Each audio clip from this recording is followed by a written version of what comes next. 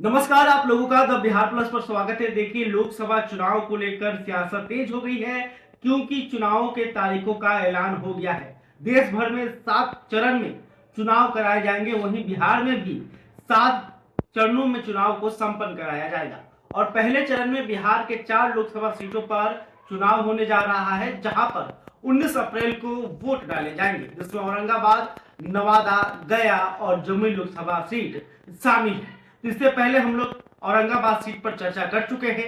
अगर आपने वो वीडियो नहीं देखा है तो हमारे चैनल पर जाकर देख सकते हैं।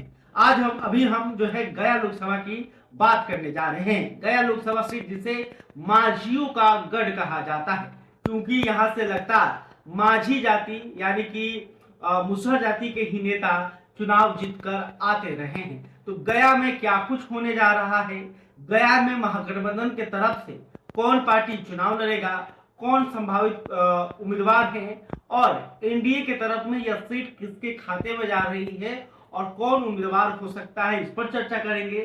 साथ में यह भी आपको बताएंगे कि गया का जातीय समीकरण क्या है, गया में किस जाति की कितनी संख्या है और कौन किसके पक्ष में वोट करता रहा है। तो देखिए, जीताराम मांझी का ये गृह जिला है और इस वजह से एनडीए की तरफ से लगभग यह तय माना जा रहा है कि यह सीट जो है हिंदुस्तानी आवाम मोर्चा के खाते में जाएगी और जीतनराम मांझी की तरफ से जो उनके बेटे हैं संतोष सुमन, वो चुनाव लड़ सकते हैं। यानी कि एनडीए के जो उम्मीदवार हैं वो संतोष सुमन हो सकते हैं। हालांकि वर्तमान में यहाँ से जदयू के सांसद हैं विजय मांझी, तो विजय मांझी भी यहाँ से चुनाव लड़ना चाहते हैं और जदयू भी यह सीट को चाहती है। उनका कहना है कि जदयू का यह सीट रहा है तो फिर से जदयू ही यहां से चुनाव लड़े, लेकिन विजय मांझी को जो है त्याग करना पड़ेगा, नीतीश कुमार को जो है कुर्बानी देनी होगी ताकि मांझी जो है एनडीए के साथ बने रहे। क्योंकि जीतनराम मांझी के तरफ से तो 4 सीटें मांगी जा रही है, लेकिन कहा जा रहा है कि एक सीट गया उनके खाते में जाएगी और संतोष सुमन को एनडीए की तरफ से उम्मीदवार बनाया जाएगा। संतोष सुमन भी जो है चुनाव की तैयारी में लग गए हैं। जीताराम मांझी के बेटे हैं, क्षेत्र में जाते हैं तो लोगों का खूब प्यार दुलार भी मिल रहा है। हालांकि एक ऐसा तबका है जो जीतनराम मांझी से नाराज है। उनका कहना है कि जीतनराम मांझी बिहार के मुख्यमंत्री रह चुके हैं, कई बार मिनिस्टर भी रहे, लगातार विधायक रहते आए हैं, लेकिन उन्होंने विकास का कार्य जो है उस स्तर पर नहीं किया है, जिसके कारण कुछ लोगों में नाराजगी है। हालांकि अब बात करते हैं महागठबंधन की कि आखिर महागठबंधन की तरफ से कौन यहाँ पे उम्मीदवार हो सकता है। तो देखिए, राजद के तरफ से जो है 1-2 लोग जो है चुनाव की तैयारी में लगे हुए हैं, क्योंकि राजद यहाँ से लगातार चुनाव लड़ती रही है। राजद के यहाँ पर सांसद भी रहे हैं, जैसे रामजी मांझी राजद के टिकट पर यहाँ पर चुनाव जीत चुके हैं। तो रामजी मांझी एक बार फिर से चुनाव की तैयारी कर रहे हैं, लेकिन उनकी उम्र अधिक हो गई है, तो राजद जो है किसी नए को उम्मीदवार बनाना चाहता है, ये कहा जा रहा है, जिसमें कुमार सर्वजीत का नाम आ रहा है। कुमार सर्वजीत जो कि आरजेडी के विधायक हैं, मंत्री भी रह चुके हैं, तो वो गया में चुनाव की तैयारी कर रहे हैं और उनकी चाहत है कि राजद उन्हें लोकसभा का टिकट दे और वो चुनाव लड़ने के लिए पूरी तरह से तैयार है। लोकसभा क्षेत्र में भ्रमण भी कर रहे हैं, लेकिन खबर यह भी है कि लेफ्ट की तरफ से इस सीट पर दावा किया जा रहा है और माले चाहती है कि गया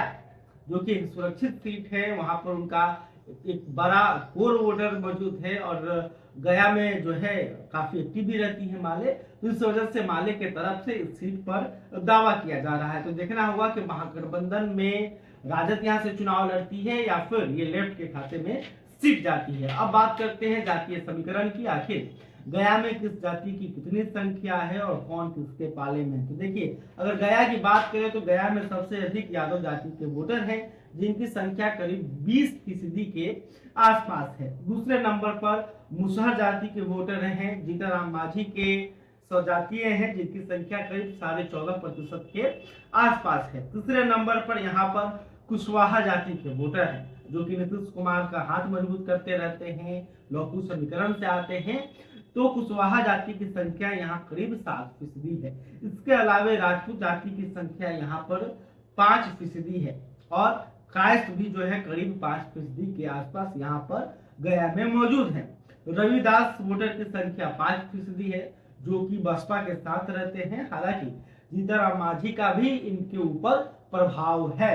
इसके अलावा यहाँ पे भूमिहार जाति की संख्या भी 4.5% के आसपास है और पासवान की संख्या भी 4.4 के आसपास है। यानी कि मुस्लिम यादव के मुकाबले जो अन्य जाति है, अगर वो एनडीए के पक्ष में चली जाती है तो फिर मांझी के लिए आसान हो सकता है। लेकिन जीतनराम मांझी का कितना प्रभाव देखने को मिलेगा, ये तो चुनाव के वक्त पता चलेगा। और महागठबंधन की तरफ से किसे उम्मीदवार बनाया जाता है, यह काफी महत्वपूर्ण है, क्योंकि कुमार जो सर्वजीत हैं वो काफी अपने इलाके में सक्रिय हैं। और जब पटना के गांधी मैदान में जो रैली हुई थी राजद की तरफ से, उसमें गया के काफी समर्थक पहुंचे थे, जो कि कुमार सर्वजीत का नाम ले रहे थे। लेकिन खास बात यह है कि लेफ्ट का सबसे अधिक लाल झंडा कई जिलों से आया था, उसमें से एक जिला गया भी शामिल था। यानी गया में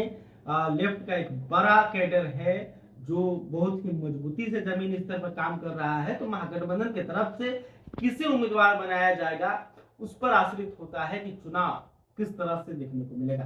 खैर, अभी तक आपने हमारे चैनल को सब्सक्राइब नहीं किया, तुरंत करें। इस खबर को लेकर आप क्या सोचते हैं कमेंट करके बता सकते हैं। वीडियो फेसबुक पर देख रहे हैं तो हमारे पेज को भी लाइक कर लें। बहुत बहुत धन्यवाद।